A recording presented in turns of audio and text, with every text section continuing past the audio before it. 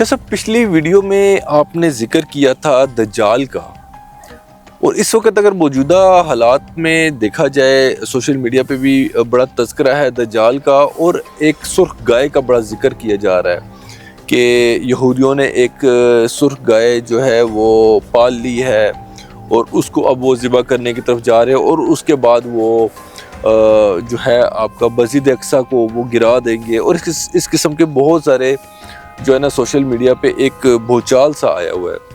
تو شاہ صاحب اس پہ تو تھوڑی روشنی ڈالیں۔ دیکھیں، ہمیں ہمارے نبی کریم صلی اللہ علیہ وآلہ وسلم نے یہ فرمایا، یہ بتایا ہے، احادیث سے ہمیں ملتا ہے کہ یہود ہمارے حق میں اچھے نہیں ہیں، وہ ہمارے ساتھ کھلی جنگ کے چکر میں ہیں، اور جہاں تک جس کو وہ اپنا مسیحا کہتے ہیں اس کو ہم دجال کہتے ہیں، ٹھیک ہے۔ اور فتنہ دجال، یہ دجال کے ظہور سے پہلے فتنے آئیں گے، ٹھیک ہے، اور فتنہ دجال میں کئی ہزار قسم کے فتنے برپا ہوں گے، کوئی ایک قسم کا نہیں ہوگا، کئی ہزار قسم کے ہوں گے۔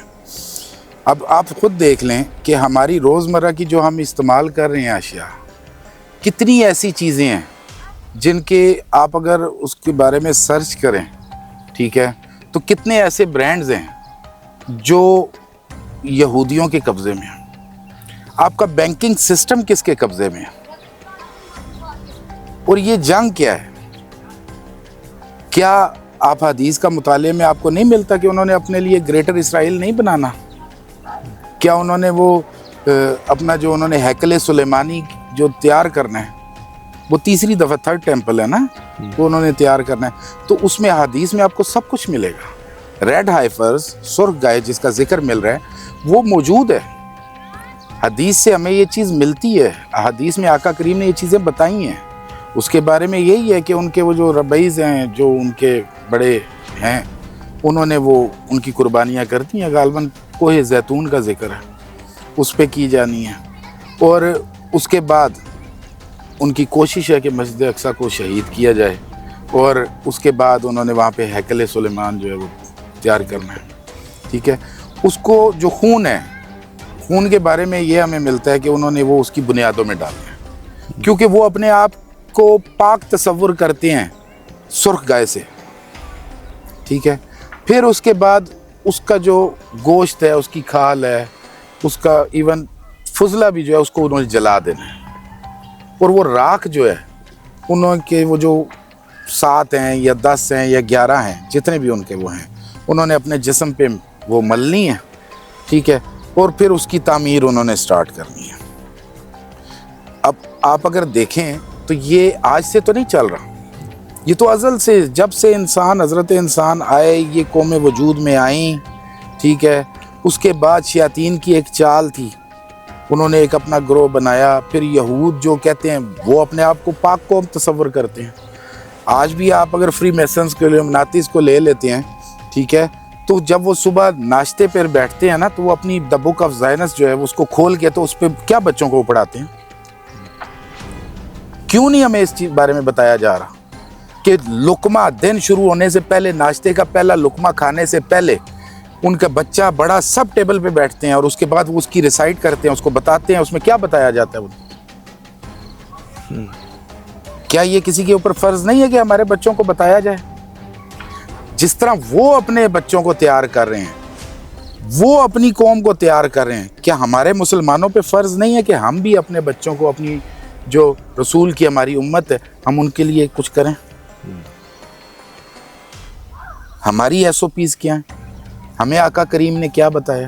تو یہ تو ہونا ہے، یہ رسول کریم کی حدیث ہے، اور جو میرے آقا کریم کے الفاظ ہیں، جو میرے نبی کریم نے فرما دیا ہے، وہ پتھر پہ لکیر ہے، وہ انشاءاللہ حدیث ضرور پوری ہوگی۔ قیامت سے پہلے ایسے واقعات ہونے ہیں۔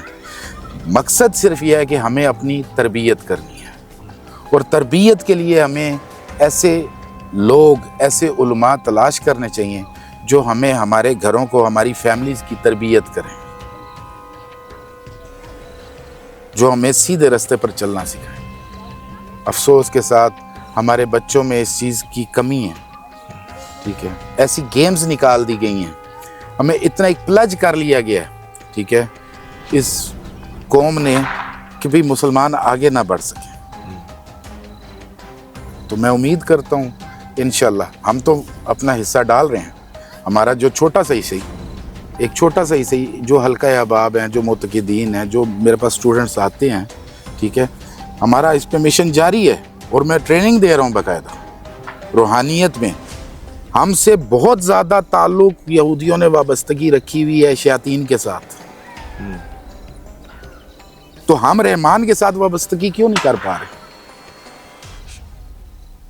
تو میں تو اپنے اسٹوڈنٹس کو یہ تربیت دے رہا ہوں کہ آپ رحمان کے انڈر رحمانیت کو حاصل کریں, روحانیت میں تقویت پکڑیں, تاکہ ہم, کیونکہ ہر مجدون تو ہونی ہے, آرمیگیڈن نہیں ہونی, ٹھیک ہے, اس ٹائم تک, اس سے پہلے کیا پتہ ہمارے نصیب میں ہے, ہمارے بچوں کے نصیب میں ہے, ہماری کسی نسل کے نصیب میں ہے.